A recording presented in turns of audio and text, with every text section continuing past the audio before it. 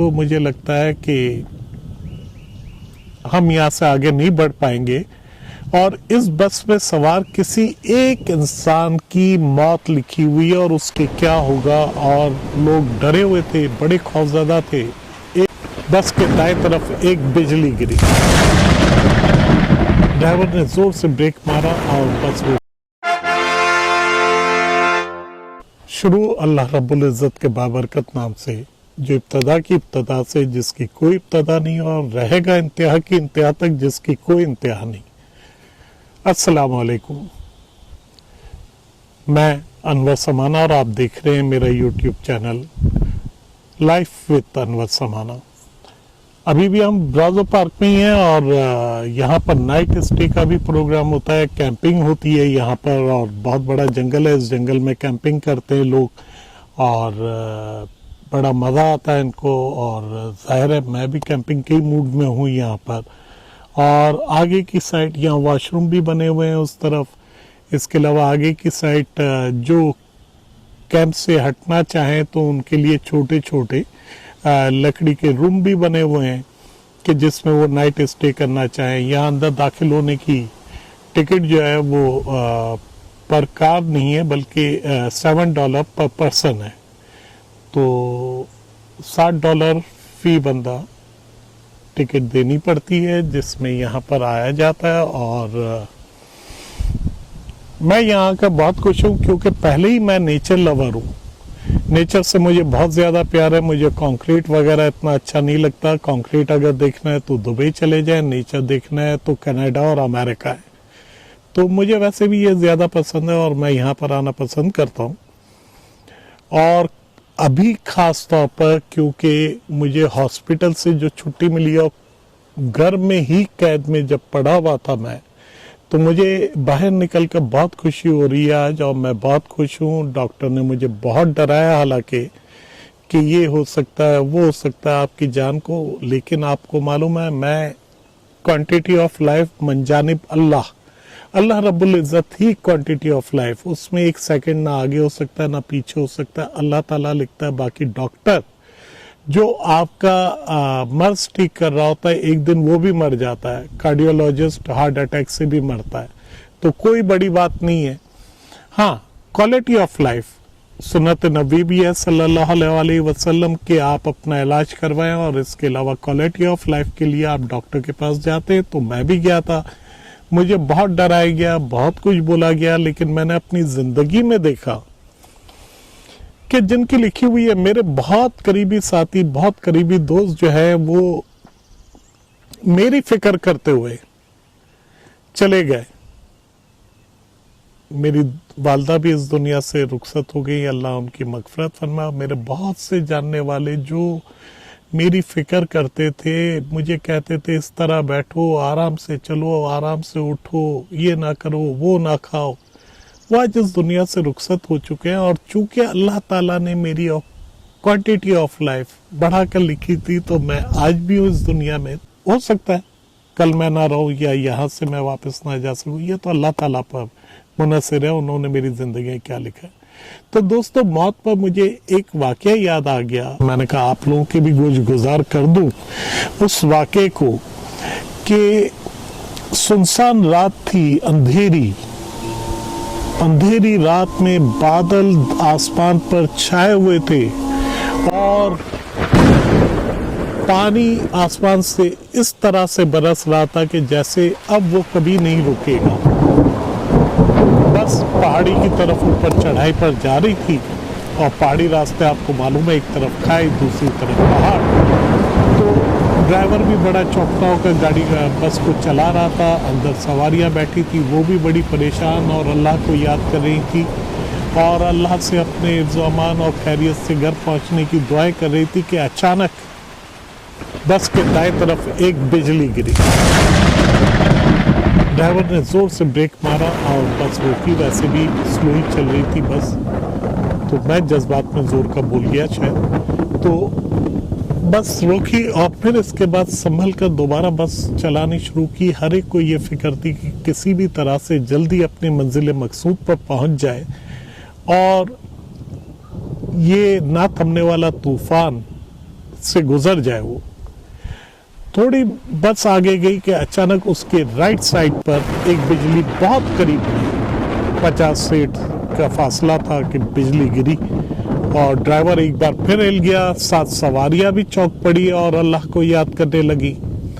Driver ने फिर बस आगे की, लेकिन ये सिलसिला मुसलसल होना शुरू हो गया।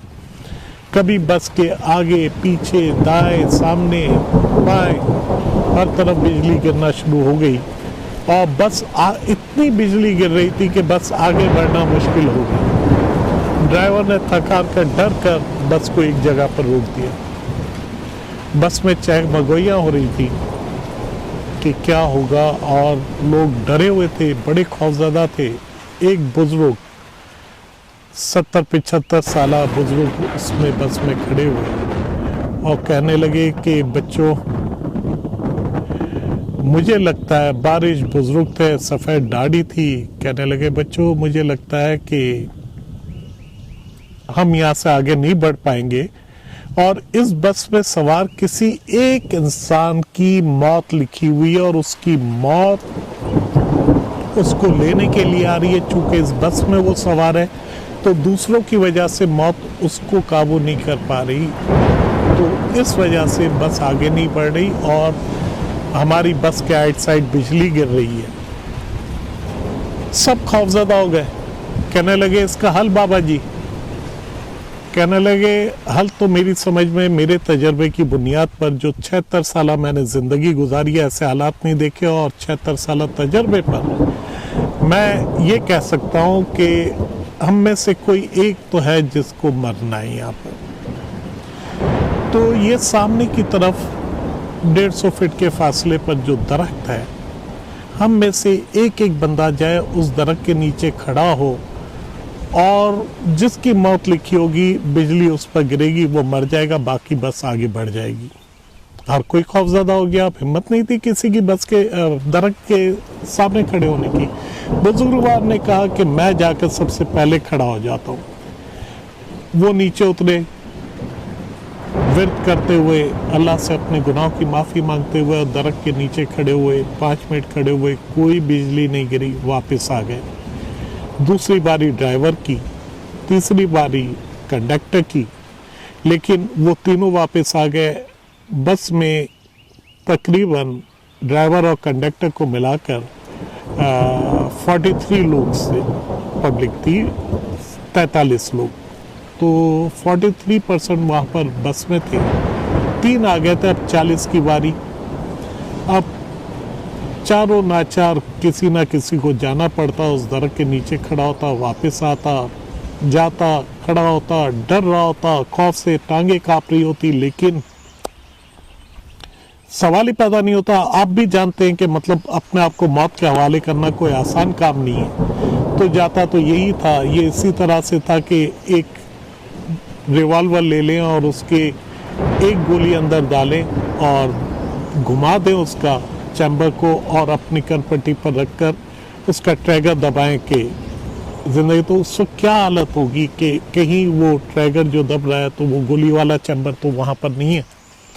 तो यही हालत लोगों की थी। बेचारे जाते थे, आते थे, आखिर कर के 39 लोग ये भी जो है उस दरख्त के नीचे गए और वापस सही सलामत आ गए। अब रह गया वाहिद एक शख्स, सबने कहा मौत इसी की लिखी हुई है जिसकी वजह से हम परेशान हैं। उसको बोला आप जाओ, आपकी बारी। अब वो शख्स घबराए क्योंकि वो आखिरी रह गया था, तो उससे पता था कि मैं ही हूँ और अगर मौत किसी की लिखी हुई है तो मेरी लिखी हुई है और मैंने मरना है। यानी कि कंडीशन ये आ गई कि गोली वाला चैम्बर वहाँ पर आ गया और कंफर्म पता है कि अब गोली निकलनी है इसमें से और पेशानी पर बंदूक रखी हुई है, रिवॉल्वर।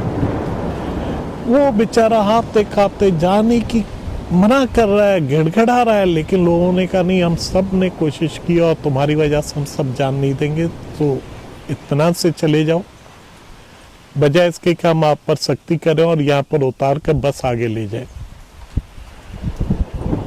हाफता खापता बेचारा किसी ने लान मलाम किया, किसी ने समझाया, बेचारा हाँफता कांपता अल्लाह ताला को याद करता हुआ बस की तरफ रवाना हो, दरख्त की तरफ रवाना हो गया। जाकर दरख्त के नीचे खड़ा हो गया और अल्लाह से अपने गुनाहों की माफी मांगने लगा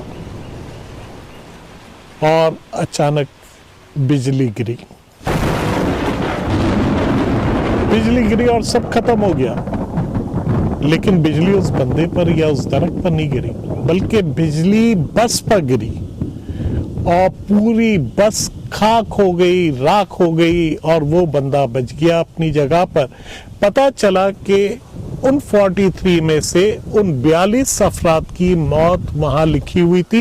इस एक शख्स की जिंदगी लिखी हुई थी जिसकी वजह से बिजली कभी यहां गिर रही थी, कभी वहां गिर रही थी। उस एक शख्स को सेव करना था, वरना इजराइल अलैहिस्सलाम बाकी 42 को तो लेने के लिए पहुंचे हुए थे वहां पर।